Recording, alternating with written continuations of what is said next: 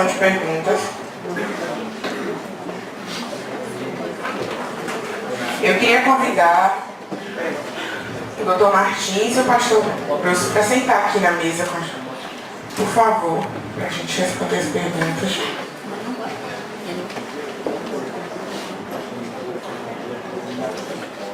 Dadas 8 perguntas, eu tenho uma certa dificuldade de usar cadeiras, né? Porque eles sonham de ser alto aqui onde eu sei. Eu vou sentar aqui e a gente agora vai ter esse momento. Então você que fez sua pergunta, torça porque ela pode estar aqui. Nós temos 8 perguntas, então serão 4 direcionadas para o Dr. Martins e 4 direcionadas para o pastor Bruce. E vamos para a primeira delas, que vai para o Dr. Martins, que tem aqui. A TDI se baseia em dados pré-existentes. De onde esses dados são retirados?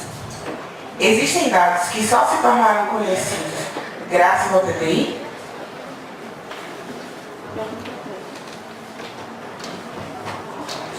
Bom, os dados são os dados disponíveis na ciência. Há muita teoria da conspiração sobre esconder dados disso ou daquilo, mas muito pouco disso é verdade. Em ciências, divulga-se os dados. A questão é como se interpreta os dados. Os dados estão aí já há muito tempo, mais dados são gerados. A visão sobre eles é que muda. Então, o TDI, eu já tinha falado, não visa gerar novos dados. Nós visamos entender os dados de modo diferente.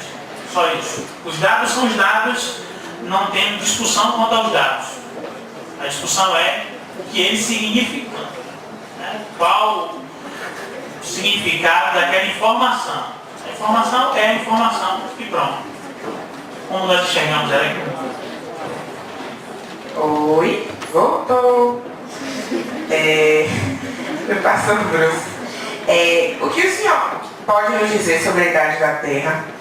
E quem foi a esposa de Caim? A Bíblia tem respostas? Essa pessoa aqui foi esperta, né? Fez 3 em 1. Dos meus, fala bastante.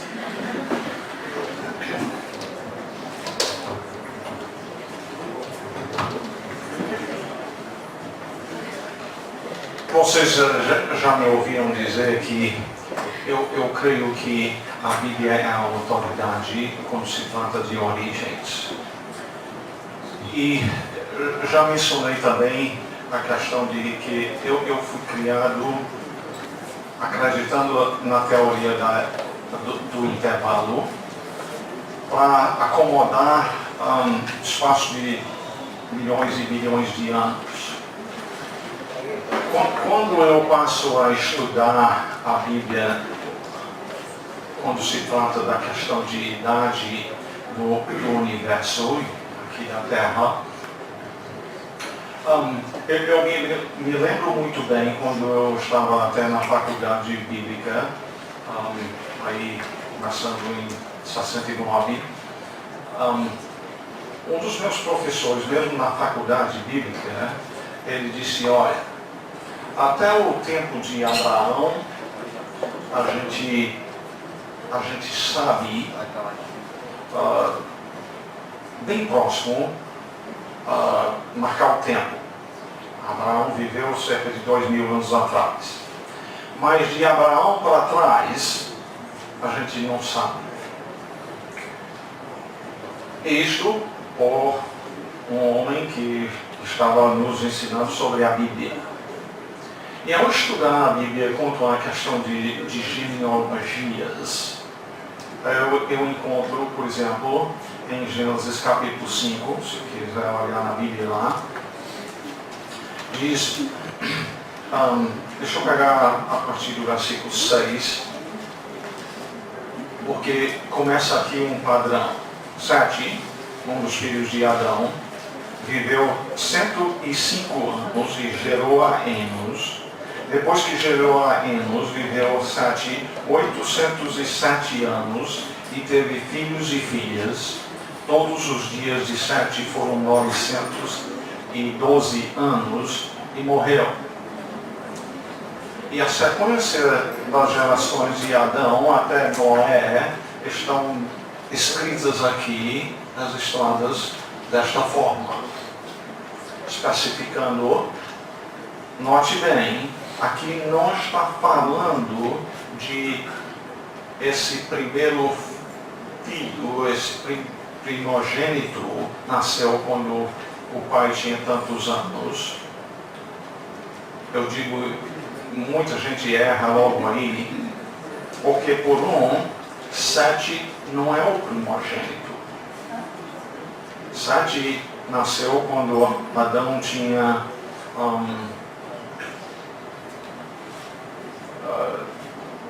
deixa eu ver, versículo 3, viveu Adão 130 anos e gerou a um filho à sua semelhança, a quem ele deu o nome de Sete. Nesta época, Adão já tinha muitos filhos. Caim já tinha matado Abel. Foi justamente neste tempo que ele recebeu esse nome, diz no capítulo 4, no capítulo 4, versículo 25, tornou Adão a coabitar com sua mulher, ela deu à luz um filho, a quem pôs o nome de Sete, porque disse ela, Deus me cedeu outro descendente em lugar de Abel, que Caim matou. Então, aí, ele recebe o nome de Sete, porque Caim tinha matado o seu irmão Abel. Tudo isso para dizer que é muito específico, tanto essa genealogia no capítulo 5, como também o 11, que eu não vou elaborar, mas é a genealogia de Noé até Abraão. É muito específico em termos de este gerou a este depois de tantos anos. Então, aumentar e multiplicar milhões de anos aí neste período entrar num problema em termos de contradizer a palavra do Senhor. O que eu vejo então é que é como que Deus dissesse, pois bem, vocês podem concluir quando Abraão existiu, daí para trás eu sei como foi e eu vou lhes dizer como foi. Então, biblicamente falando, em termos de idade na Terra e do Universo, não há possibilidade de estes milhões de anos. É um tempo bem resumido. E só concluindo aí quanto à parte de Caim, que é conectado. Muitas vezes as pessoas me perguntam, e a esposa de Caim foi quem? Diz em Gênesis 4:16, tirou-se Caim da presença do Senhor e habitou na terra de Nod. E aí 17 começa e coabitou Caim com sua mulher. Aí dizem, tinha outra raça de gente, e a Bíblia nem registrou que ela tivesse nascido, ou mesmo uma mulher tinha nascido ainda. A resposta não é muito complicada. Gênesis 3:20 diz, e deu o homem o nome de Eva, a sua mulher, por ser mãe de todos os seres humanos. Se ela biblicamente é mãe de todos os seres humanos, então Caim casou com quem? Não tinha opção senão ser uma de suas irmãs.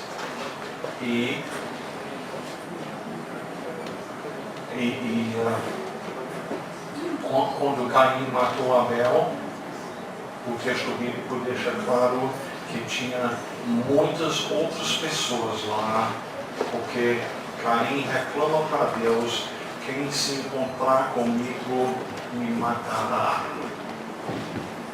Caim não diria isto se só tinha o papai e a mamãe. São os únicos registrados que tinham nascido até lá. Mas Adão e Eva tiveram filhos, filhas, como diz em Gênesis 5. Então, obviamente, já tive muita gente nesse tempo. Desculpa tomar muito tempo.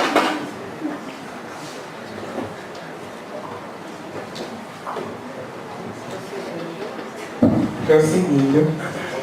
Tem mais uma pergunta para o Dr. Martins. A pessoa se identificou, mas acho que não precisa.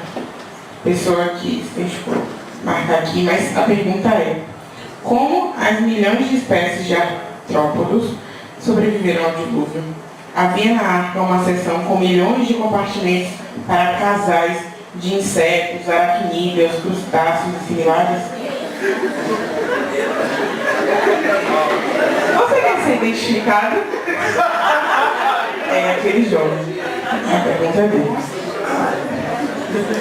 Bom, a Bíblia não diz exatamente quantos compartimentos tinha a arca.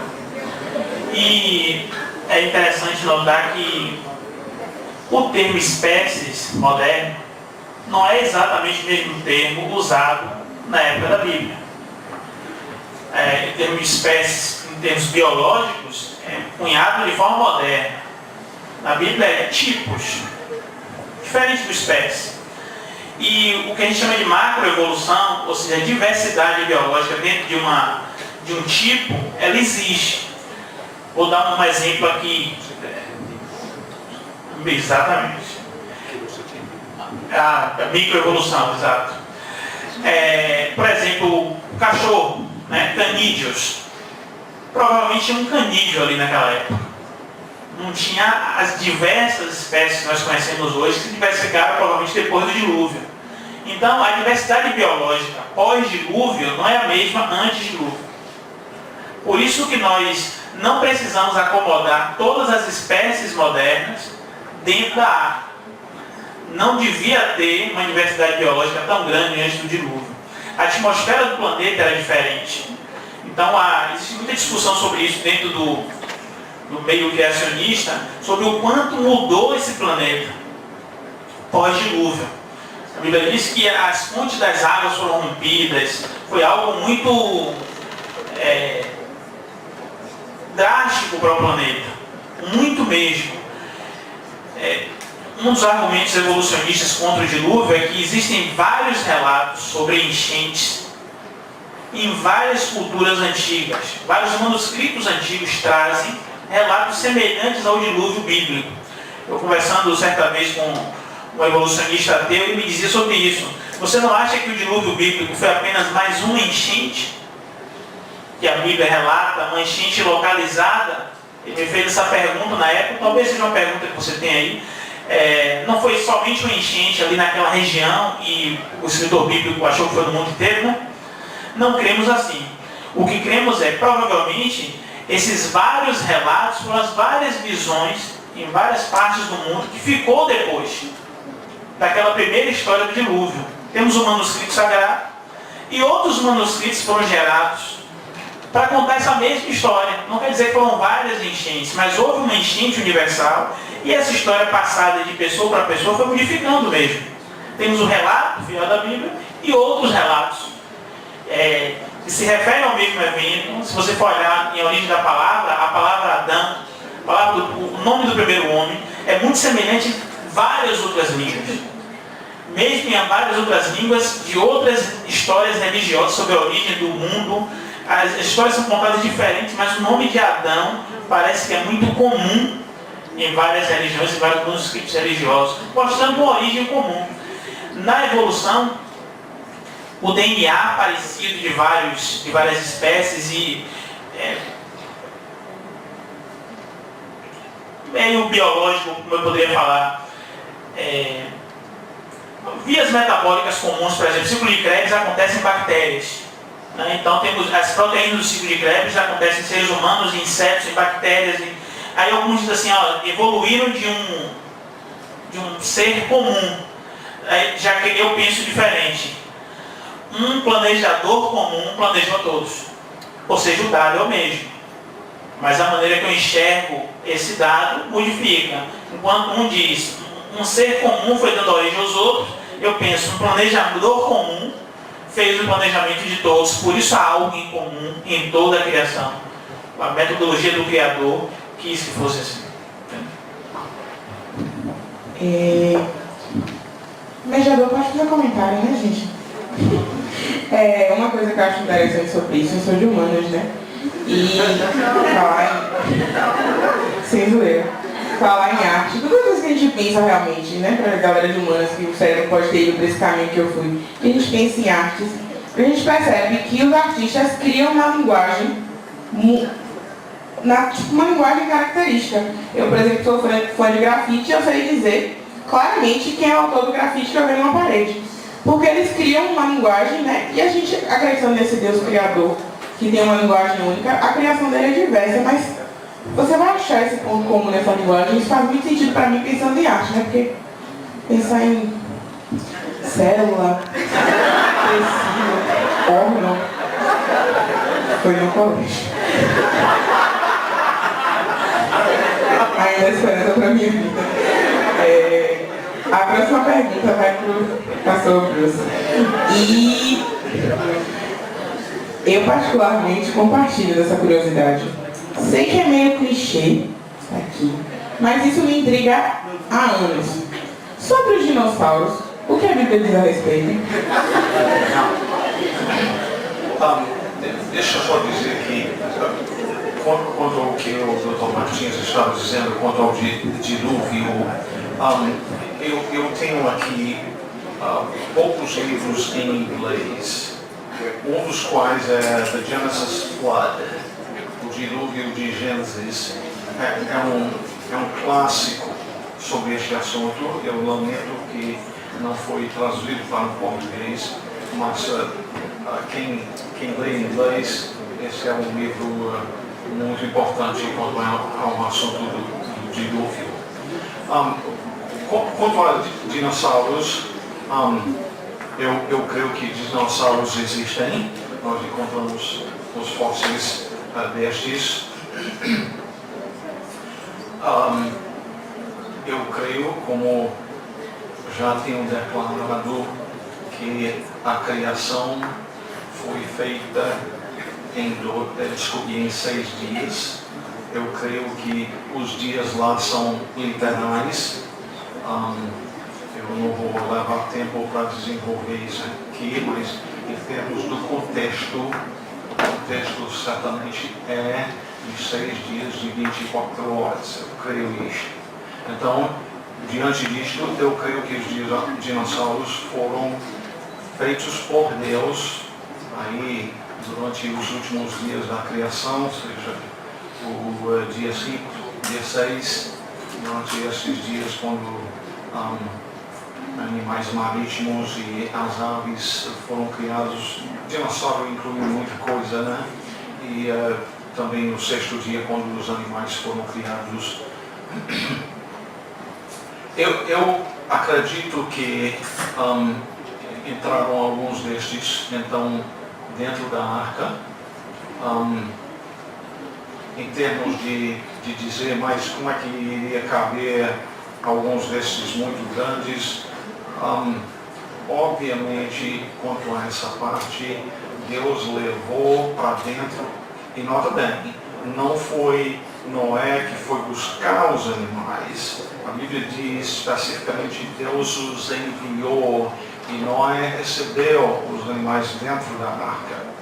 Então, se estes seriam os reprodutores para a multiplicação depois do dilúvio, então Deus não ia mandar os animais velhos, ele ia mandar os novos. O dinossauro especialmente cresceu por muitos e muitos anos, então Deus certamente enviou para dentro lá os animais novos que tinham uma vida reprodutiva diante de si. Quanto à extinção destes, eu também não vejo dificuldade em explicar isso. O ser humano gosta, o caçador, de atingir o animal maior, e então, para mim, eu creio que os homens levaram à extinção muitos destes, como ocorre com muitos outros animais nos nossos dias. Obrigada. A gente tem... Então, Martins, eu posso fundir duas perguntas, porque eu acho que, não sei, né? Que tem aqui uma, pedindo para tu falar um pouco sobre os fatores antrópicos. E uma outra pergunta sobre a relação da TDI com a teoria quântica.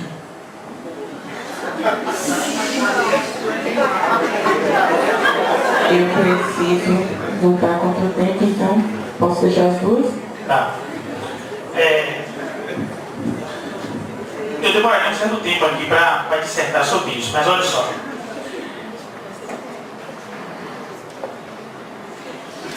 Organizado para o pessoal de humanos entender, sabe?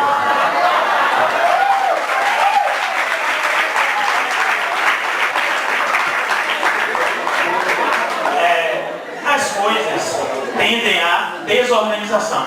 Se a gente estivesse num local, as cadeiras aqui não são móveis, mas se fossem móveis e organizássemos elas de modo que nós pudéssemos sentar, teríamos um certo trabalho e despenderíamos uma certa quantidade de energia para organizar. Tá bom? Ou seja, organizar as coisas dá trabalho. Gasta-se energia. Você bem sabe, né? Você organizou isso aqui. Desorganizar, não. O trabalho para desorganizar é mínimo, porque as coisas tendem à desorganização. É assim no universo. O universo tende, de forma natural, à desorganização. Mas, por incrível que pareça, o universo ele é organizado. E nós, como seres vivos, somos extremamente organizados internamente. Eu sei que os organizados estão por aí. Mas, internamente, nossas estruturas são organizadas. Isso é um fortíssimo argumento, no meu entendimento, a favor do Criador. Porque o universo, naturalmente, seria caótico se não fosse interferência do Criador. Nós seríamos caóticos se não fosse interferência do Criador. Então, termodinamicamente, ou seja, as coisas tendem a desorganizar. Isso é fácil entender. Desorganizar um ambiente é muito fácil. Organizar é dar trabalho. O universo é assim. A tendência é para desorganizar, mas ele é organizado. Então, há muito argumento dentro do design inteligente que mostra que a organização do universo, e aquele número que eu mostrei de density da probabilidade, a probabilidade do universo ser organizado, o número de eventos que teve que ocorrer para o universo ser do jeito que ele é muito grande. Seria coincidência demais acreditar que a organização do universo é o que é, baseado no acaso. Seria como eu ia dado esse exemplo para o pessoal do design inteligente, se eu jogasse aqui peças aleatórias de um relógio, e por qualquer motivo ela se organizasse e virasse um relógio. Isso não é concebível do ponto de vista prático. Precisa alguém organizar. Nenhum quebra-cabeças, nenhum. Por mais que você jogue ele 1 milhão, 1 bilhão de vezes ao acaso, ele vai se organizar sozinho. Tem que alguém organizar. Eu queria dar um pitaco aqui sobre essa questão, antes de eu entrar nessa questão da teoria quântica, que é algo um pouquinho mais complicado até, mas vamos lá.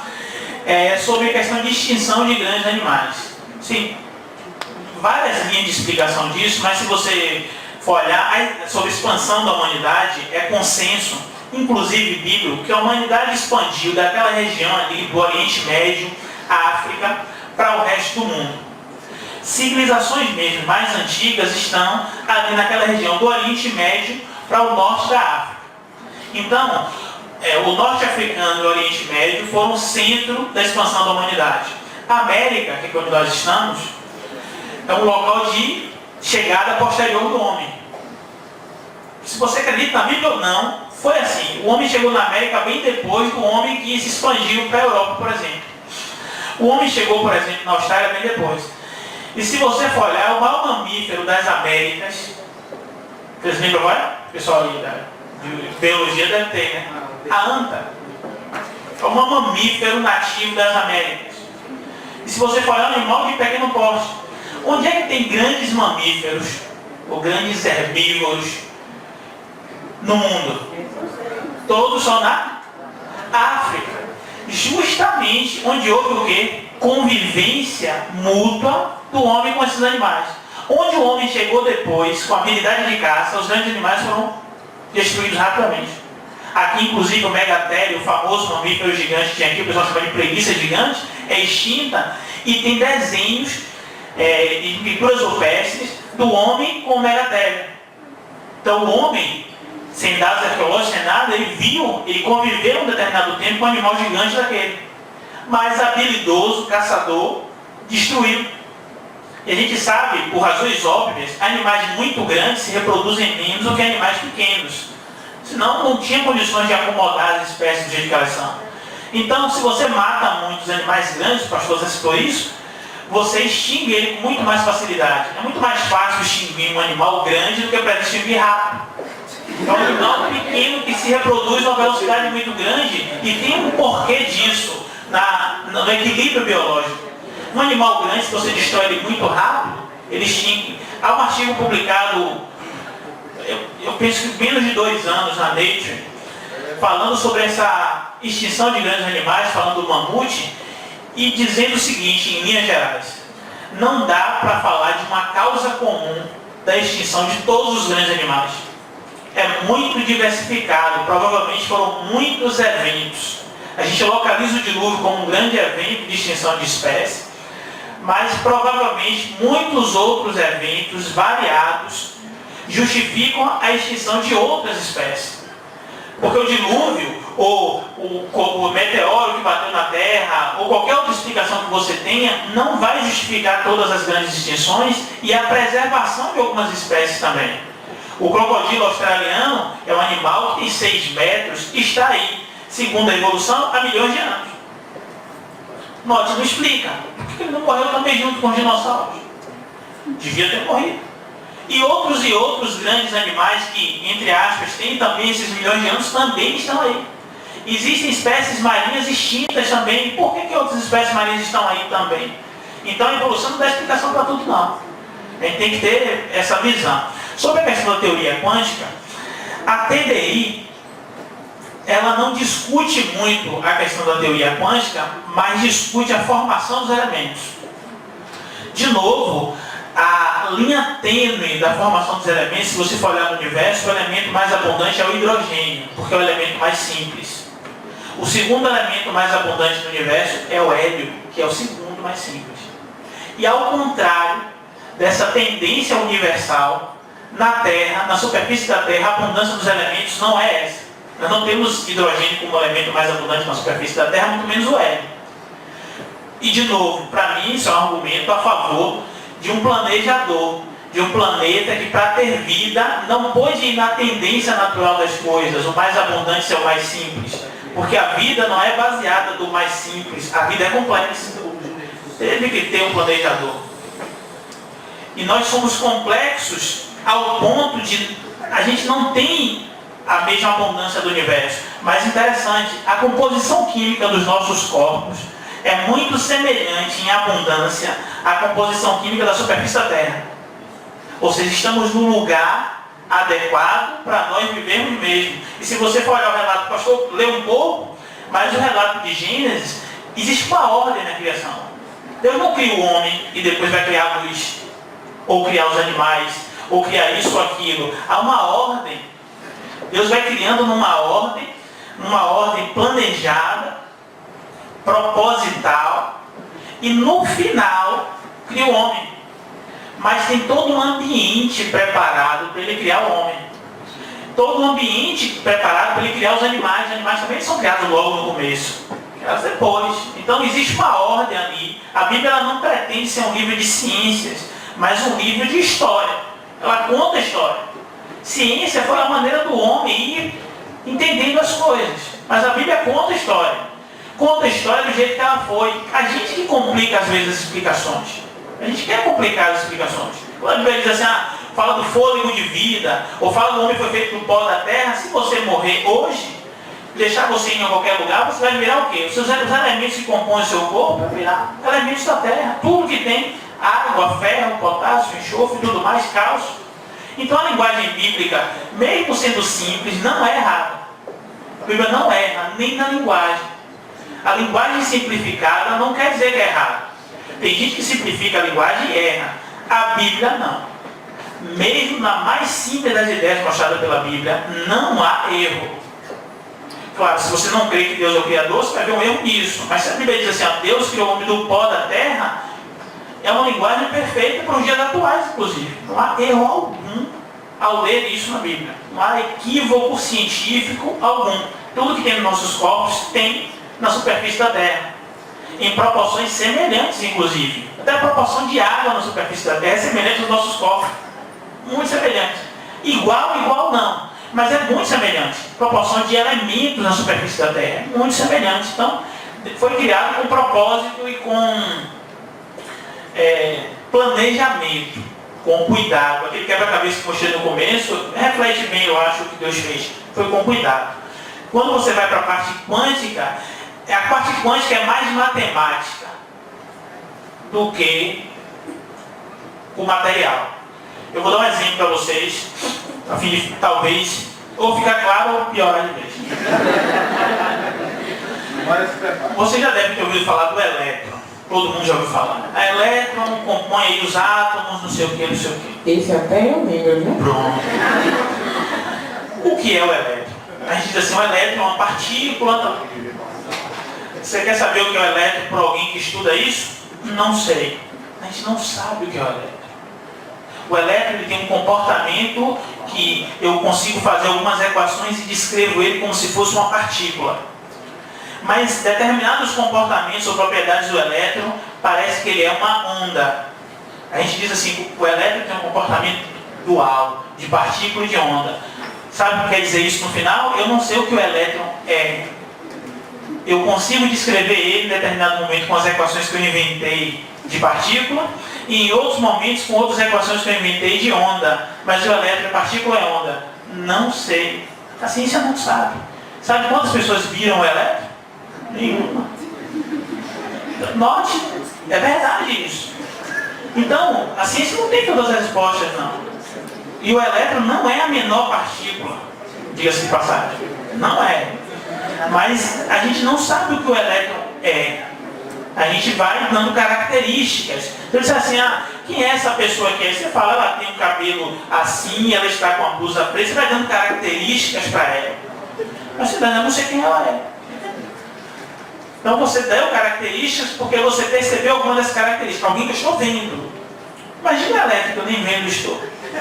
Então na teoria quântica a gente descreve com equações e consegue explicar muitos fenômenos com muitas equações. Outros não. A teoria dos orbitais moleculares, que é a teoria mais moderna de química, eu ensino isso aos meus alunos e preciso dizer para eles, eu vou ensinar para vocês só um começo. Sabe por quê? Porque primeiro eu não sei muito mais além do começo. Não dá para ensinar muito mais além disso. Depois vai encher tanta a cabeça de vocês e não vai servir para vocês entenderem quase nada. Então não pense que a teoria quântica assim serve para tanta coisa não, porque a gente vive sem ela, tranquilo.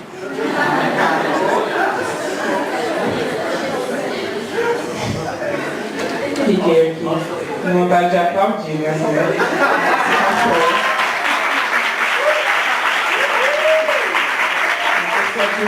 Conseguiu entender tudo que ele falou. Eu estou me sentindo uma boa ex-aluna aqui de física. Meu professor choraria agora. Para o pastor Bruce, tem aqui. Muitos falam que não é possível crer nas escrituras, já que foram traduzidas, e muitos creem que foram modificadas. Como você vê isso? Tem uma pergunta muito parecida, eu vou aproveitar que fiz dobradinha de pergunta para ele, para o senhor também, que é: se temos duas escolhas, acreditar nos homens que não estavam na criação, por que acreditar na Bíblia, se foi escrita por homens, sendo essa a única fonte de conhecermos a Deus? Tudo bem?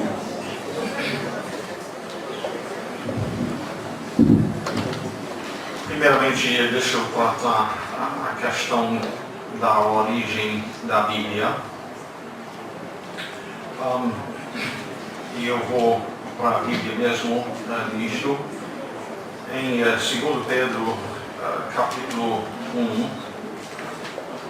Pedro diz o seguinte: temos assim, 2 Pedro 1, versículo 19 a 21, Temos, assim, tanto mais confirmada a palavra profética, e fazeis bem em atendê-la, como a uma candeia que brilha em lugar tenebroso, até que o dia clareie e a estrela da alva nasça em vosso coração. Sabendo primeiramente isto, que nenhuma profecia da Escritura provém de particular elucidação. Quer dizer, não teve sua origem no homem, é o que Pedro está nos dizendo. Porque nunca jamais qualquer profecia foi dada por vontade humana. Entretanto, homens santos falaram da parte de Deus, movidos pelo Espírito Santo. Então, os próprios autores da Bíblia escreveram dizendo: isso aqui não veio de origem minha, Deus me deu esta informação. Quanto então a isto, se você estudar a Bíblia, você vai encontrar que, apesar de ser escrito através de cerca de 1500 anos, por cerca de 40 autores diferentes, e não se contradizerem, é muita coisa. Para juntar 40 homens hoje para escrever um livro desse tamanho e não contradizer um ou outro, escrevendo todos na mesma época, não ia acontecer, quanto mais através de tanto tempo.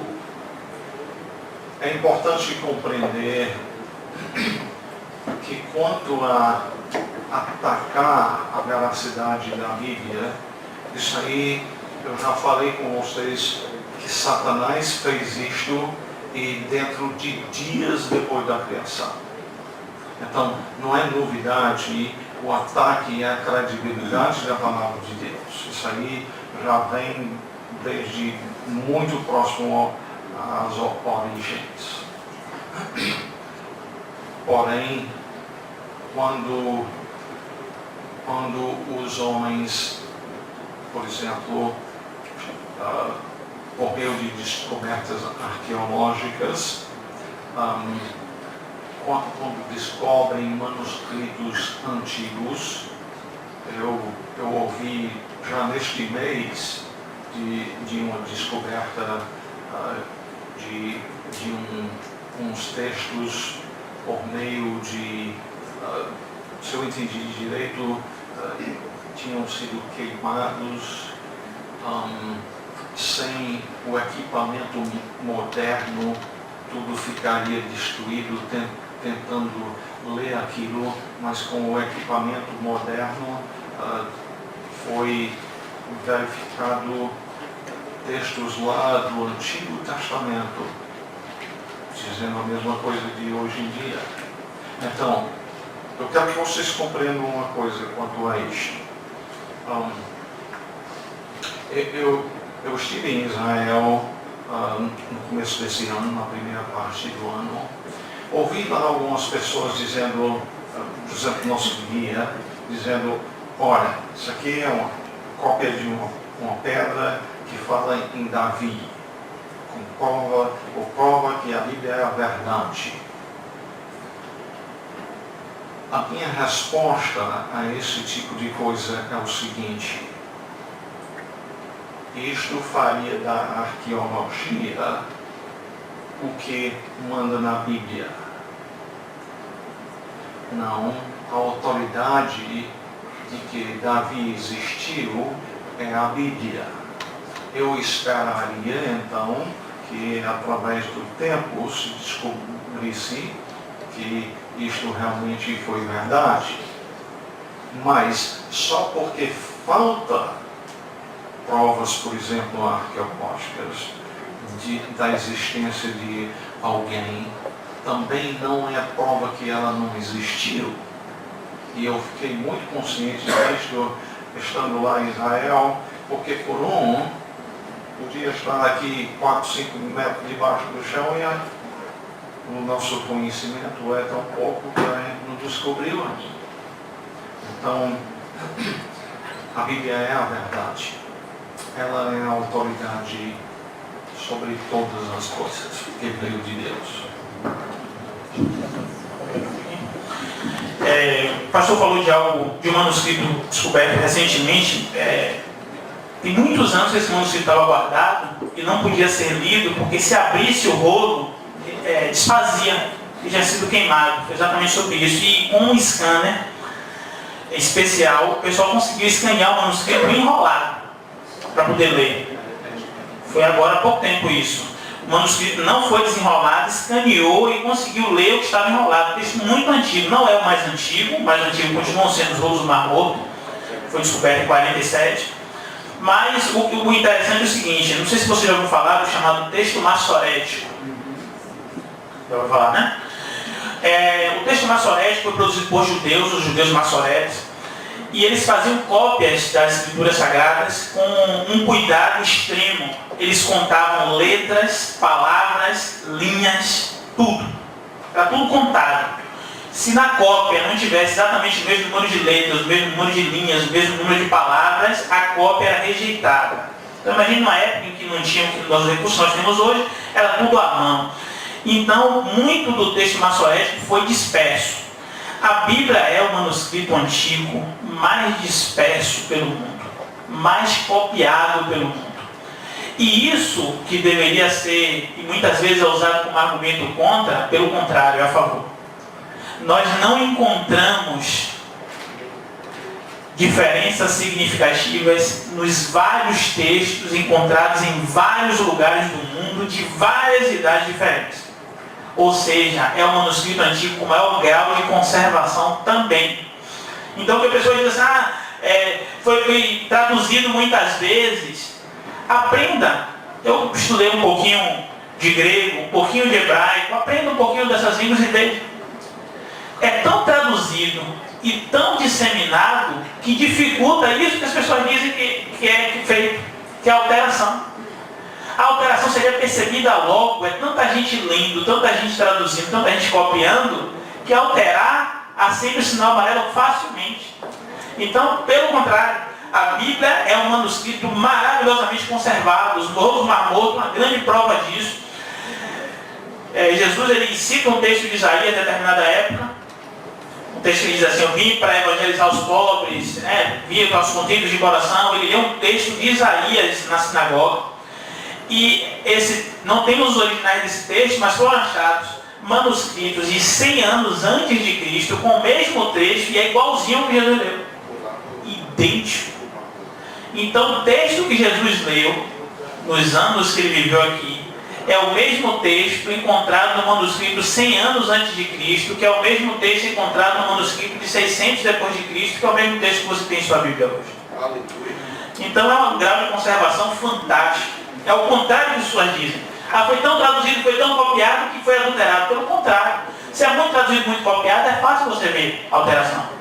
E não é alterado. Inclusive os problemas de interpretação bíblica, muita gente acha que a gente quer alterar para poder acomodar, não precisa acomodar nada.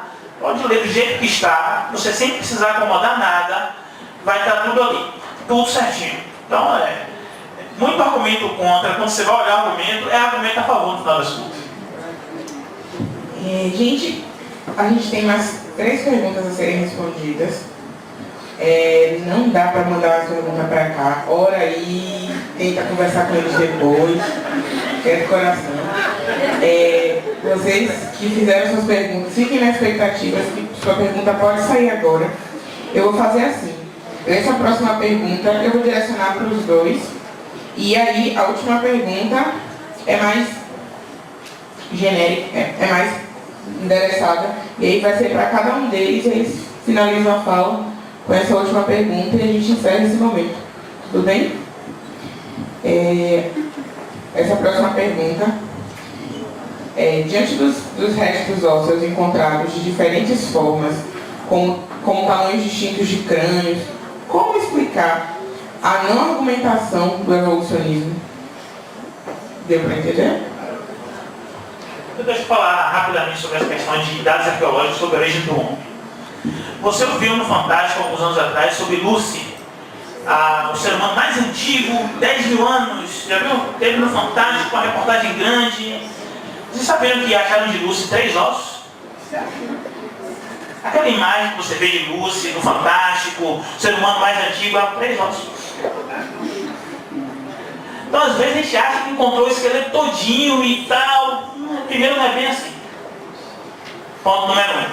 Ponto número 2. Não existe material genético, nenhum desses achados arqueológicos aí. Não conserva. Ponto número 3. Existem muitas espécies de macacos ou hominídeos, vamos dizer assim, espécies semelhantes aos seres humanos, que foram extintos, a gente nem sabe quando. Ponto número 4. Já foram achados ossos e esqueletos de seres humanos com problemas genéticos, defeitos genéticos, e colocaram como se fizesse parte da árvore genealógica do ser humano. Era um ser humano com problema, com crânio maior ou menor, por causa de um defeito. Encontraram justamente aquele, montaram todo um dado em cima daquele. Por que eu estou falando isso? Porque às vezes encontra uma coisa, a gente acha que encontrou um monte de esqueleto, um monte de ossos, e encontrou uma prova. A ânsia de encontrar uma prova é tão grande que às vezes vai para a mídia assim. Mas não é assim. Não é encontrado esqueletos íntegros de quase nenhum animal, é muito raro, não só de seres humanos como de outros animais. E muitas vezes quando encontra esqueleto íntegro, é falácia. Já foi, por exemplo, colocado como ancestral do homem um animal que tinha uma parte da mandíbula e alguns dentes, e tempos depois de estar no museu, na área de paleontologia, tudo certinho, descobriram que era a mandíbula de um porco. Então, esses erros grosseiros são cometidos sim, até hoje. Então às vezes a gente pensa assim, que tem um esqueleto lá, que está estabelecido, está no livro de biologia. Repare que aquela figura clássica do macaquinho com o macaco maior, até o hominídeo, o homem, até o homem moderno, que hoje até hoje o pessoal usa, já reparou que não tem mais no livro de biologia? Porque vários daqueles colocados ali naquela árvore genealógica foi descoberto que não estão ali. Não estão ali. Aquela sequência ali é toda furada.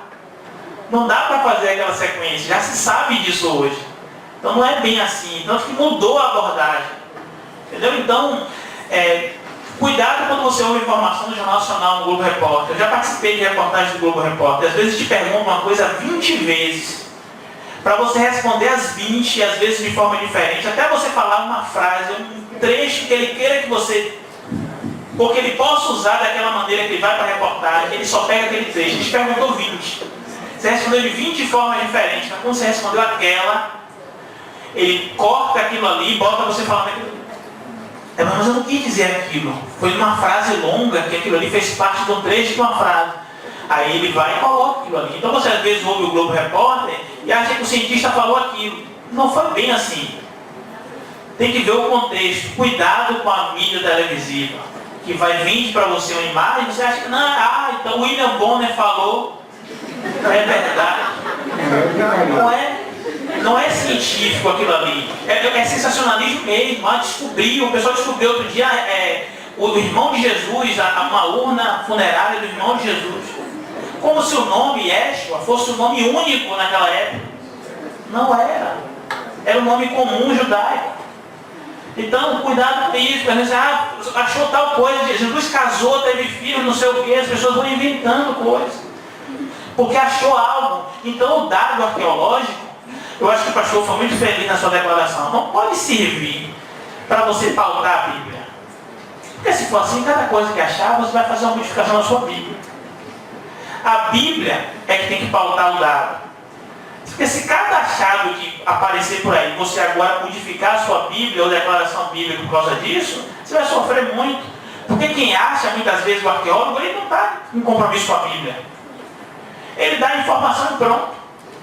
Yeshua, irmão de Aaron. Aí o cara, Jesus, irmão de Tiago. E aí vai. É o mesmo, porque na Bíblia fala que Jesus tinha um irmão chamado Tiago. Gente, 2 nomes comuns é como Maria e Manuel, no português. Você acha Maria, irmã e Manuel, você vai achar um monte. Então não vá para um dado arqueológico achando que aquele dado ali vai contradizer de repente a Bíblia. Eu poderia falar de vários aqui, é um tema que eu gosto muito. Agora, a historicidade da Bíblia ela é bem fundamentada pela arqueologia. Mas eu não posso depender da arqueologia para achar que a Bíblia é histórica, que a história da Bíblia é real. Porque senão eu vou depender disso para a minha fé. Não posso. Eu não posso depender da arqueologia ou da ciência ou de qualquer outra coisa para basear a minha fé. Ah, então você é contra a ciência? Não sou um homem de ciência. Mas a minha fé não está baseada na ciência, nem nos dados e achados científicos. Quando tem um achado científico que corrobora com alguma coisa na minha fé, eu fico até feliz. Olha que bom descobrir, tá vendo aí? Mas isso não pode ser a base da minha fé. Ou descobre, eu fico, como as pessoas, ou você tem um emprego, ou você adora Jesus. Se você não tiver, você não adora. Ou Jesus cura a sua doença, ou você não quer mais conta com ele. Paulo diz no trecho bíblico, a minha graça te basta. Então, se para você o que basta é abundância na sua saúde, na sua vida financeira, na sua vida pessoal, se é tudo isso que precisa estar certinho para você adorar a Deus, olha a história de Jó. Nu saí do ventre da minha mãe, nu voltarei. Não pode ter sido. Sua vida de fé não pode estar baseada em coisas deste mundo, na sua camisa nova, no seu carro novo. Porque senão não é fé. É o toma lá da cá da religião moderna que estão colocando aí fora. Venha que Deus vai te dar. E se Deus não te der, Deus não é mais Deus. Então quem é o seu Deus? É o Deus que te dá coisas e enquanto Ele der, Ele vai continuar sendo Deus. E no momento que Ele não der, Ele não vai ser mais Deus? Que Deus é esse? E quem é você para cobrar alguma coisa de Deus? Está se sentindo?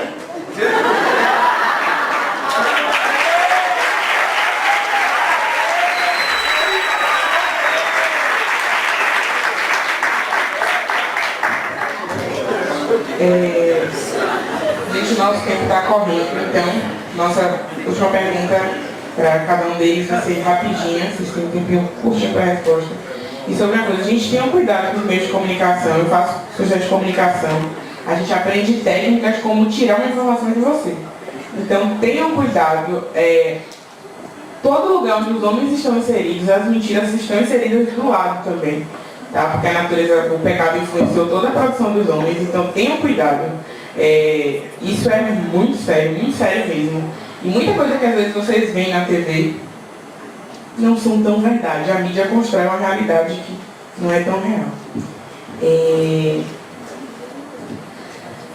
Eu achei essa pergunta muito interessante, pastor, que é: qual a explicação de crer ou não na descrição da criação para a fé no Cristo e no Evangelho?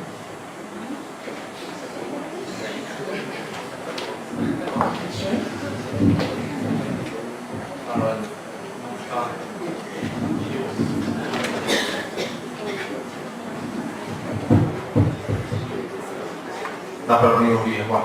Certo? Ok.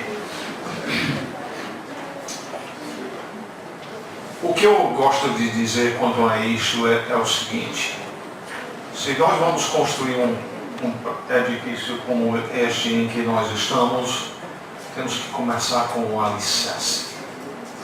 Se não for construído um alicerce bom, o prédio vai ruir.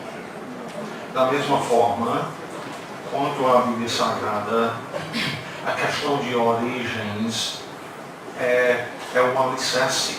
É onde a Bíblia começa, é com o começo. Nós não vamos entender bem a história do meio, nem o final da história, se não compreendemos a questão das origens. E só para ir à Bíblia para um exemplo disto, em Mateus capítulo 19, foi feito a Jesus uma pergunta sobre a questão do divórcio. E note bem a resposta de Jesus. Mateus 19, começando com o versículo 4. Então respondeu ele: não tendes lido que o Criador desde o princípio os fez homem e mulher? E que disse: por esta causa deixará o homem pai e mãe, e se unirá à sua mulher, tornando-se os dois uma só carne. Jesus, quando trata de responder perguntas sobre o divórcio, diz: vocês não têm prestado atenção o que Deus disse lá em Gênesis 1 e Gênesis 2, e a conclusão dele é de modo que já não são mais dois, porém uma só carne. Portanto, o que Deus ajuntou, não separe o homem. Isto é, o início da Bíblia, o início da história é de fundamental importância, por exemplo, quanto ao que a Bíblia ensina em relação ao casamento e a permanência disto. Um homem, uma mulher, enquanto Deus os der vida. A nossa última pergunta é se existe algum tipo de projeto ou planejamento estratégico para desenvolver ou expandir a TDI no Brasil. Como a comunidade cristã tem recebido isso? Bom, em 2014 teve esse congresso brasileiro de design inteligente, mas eu mesmo não vi mais nenhuma outra iniciativa grande. Parece que o que acontece é que os divulgadores, os grandes divulgadores de design inteligente, fazem isso por palestras, por convites. Marcos Evelyn, por exemplo, ele é muito requisitado em vários encontros cristãos sobre o tema, ou relacionados ao tema, congressos que falam em criacionismo mesmo. Então, hoje em dia, a divulgação está assim. Nos Estados Unidos, a corrente é mais forte. A vontade política teve alguns julgamentos, inclusive, com essa questão de design inteligente, que toda vez tem perdido, mas, vez por outra, chega às mãos da justiça. Porque lá é proibido o ensino do criacionismo nas escolas. Faz parte da Constituição. É uma proibição expressa. Então, quando alguém resolve ensinar, por exemplo, design inteligente na escola, as pessoas vão contra, porque é um criacionismo disfarçado sendo ensinado nas escolas, geralmente vai parar nos tribunais. É um problema, alguns julgamentos famosos têm acontecido por causa disso. Então, mas tem muita informação. Eu tive olhando ali no final alguns livros também, alguns que eu mostrei alguns que eu tenho, ali eu vi outros que eu não tenho, mas que são interessantes, eu fui folheando alguns ali, e se munir realmente de informação. Sobre isso, sobre aquela informação tem bastante. Mas eu gostaria de voltar ao meu conselho inicial. Né? Nós precisamos ser mais especialistas nesse livro, na Bíblia. Nós como cristãos precisamos conhecer mais a Bíblia. Uma certa vez um rapaz chegou para mim e citou um versículo bíblico. E ele citou um versículo completamente errado. Eu já li a Bíblia toda 5 vezes. É difícil alguém chegar para mim e dizer: está escrito isso na Bíblia, se não estiver. Eu não tenho uma Bíblia de memória, mas sei o que está escrito. Mas, por acaso, eu já li o livro de Mormon, já li o Alcorão, tenho a Torá em hebraico e português, tenho alguns livros de outras religiões também, e leio. Mas eu não sou especialista em nenhum desses livros.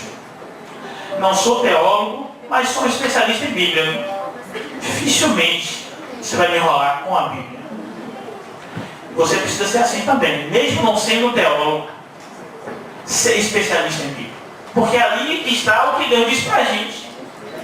Ali está o que eu sigo. Se eu não conhecer o que Deus quer para mim, quem vai conhecer? Então eu preciso conhecer isso. Eu sou da área de química orgânica, minha área de pesquisa toda é química orgânica. Então eu tenho um monte de livros de química orgânica, mas eu tenho em minha casa só livros meus, sem contar os da minha esposa, que ela lê bastante, mas só livros meus eu tenho mais ou menos 200 livros. Desses 200 aí, 150 só de temas relacionados à Bíblia. Bíblia eu tenho umas 10, mas vai lá, com 150 livros só de temas relacionados à Bíblia. Porque eu vou direto pesquisando, olhando. E vários autores, eu tenho minhas leituras profissionais. Eu procuro não deixar em casa os livros que são de minha leitura profissional, deixo meu gabinete na universidade. Para poder ter ali em casa, que eu vou, esses dias, para poder ver essa palestra, eu fui pegando os livros, aí juntei para poder fazer a bibliografia. Juntei na mesa e fui olhando, fui folheando de novo. Então é uma questão de curiosidade pessoal. Mas se você não ler nada disso, mas na sua devoção diária de ver a Bíblia, creia, é suficiente. Porque a Bíblia é que vai pautar a nossa vida, não a nossa vida que vai pautar a Bíblia. As pessoas pautam a Bíblia pelas suas vidas e por isso distorcem a Bíblia. Nós devemos pautar nossas vidas pela Bíblia. A Bíblia diz o que nós somos, de onde nós viemos, para onde nós vamos e com que propósito estamos aqui. Não estamos aqui à toa. Então a Bíblia diz isso. Tudo isso de ciência tem a sua importância, mas para mim, menor. Bem menor. Para mim a maior importância está no Deus que eu creio. E o Deus que eu creio fala comigo de diversas formas, mas uma das formas que ele fala mais claramente para mim é através da Bíblia. E eu sempre julgo ou peso, como diz a Bíblia. A Bíblia diz assim, pese os espíritos, né? Eu peso e julgo, baseado na Bíblia. Vem alguém com um discurso muito bonito, já aconteceu, vindo para a igreja. Vem aquele pastor, vem aquele pregador famoso, e ele vem lá e conta uma história muito bonita. Se não estiver de acordo com a Bíblia, meu irmão, ele pode ser quem for. Então eu pauto aqui, na Bíblia. Eu penso que é um conselho cristão para você. Você paute a sua vida, o seu argumento, a sua fé na Bíblia. O resto é complemento. Complemento é esse aqui, ó. O todo é o que está aqui. Se você conhece o que Deus quer para a sua vida, você faz o que Ele quer. É verdade ou não? Então eu aproveito para encerrar minha fala realmente aqui. Vocês não sabem, eu sei, daqui a 10 minutos eu vou estar dando um curso na faculdade de farmácia. Então, eu fiquei até aqui com vocês para essa questão de perguntas e respostas, para ensinar pergunta e resposta que você ouve mais o detalhe da coisa. Então, vou estar daqui a pouco falando lá sobre a parte dos vegetais mesmo, lá com o pessoal de fitoterapia. Mas eu estou aqui com vocês para mostrar o seguinte, o meu compromisso maior é aqui. Alguém perguntou esse dia, né? Você vai lá, eu sou adventista do sétimo dia, alguém perguntou. Você vai lá, vou. É importante que eu esteja lá. Esteja lá falando do Deus que eu creio. Não da denominação religiosa que eu frequento por algumas outras razões. Mas a questão é o Deus que eu creio. É o Deus que eu penso, muitos de vocês, se não todos vocês, também creem. É o mesmo Deus. E é o Deus da Bíblia. Não é o Deus do design inteligente, da ciência, nem de qualquer outro lugar. Para mim, o Deus que eu creio é o Deus da Bíblia. O resto de tudo isso é complemento.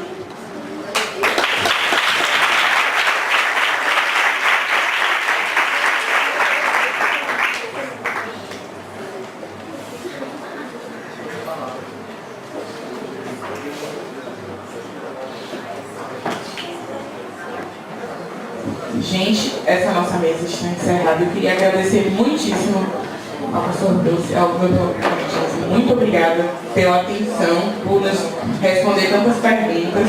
Obrigado a vocês pelas perguntas interessantes, por ajudarem pessoas humanas a entender coisinhas que eu normalmente não entenderia. E queria convidar vocês para a gente fazer uma foto, para ficar aqui embaixo, a gente fazer uma foto com o pessoal. E aí, em seguida, o pessoal da música pode vir. E aí a gente encerra o nosso momento. E lembrando, você que não preencheu a fichinha lá no final, não vai embora sem fazer isso. A gente vai disponibilizar o slide por e-mail para vocês. E em relação ao certificado, a gente está correndo atrás disso. Durante a semana vocês vão receber um e-mail com notícias a respeito, tudo bom?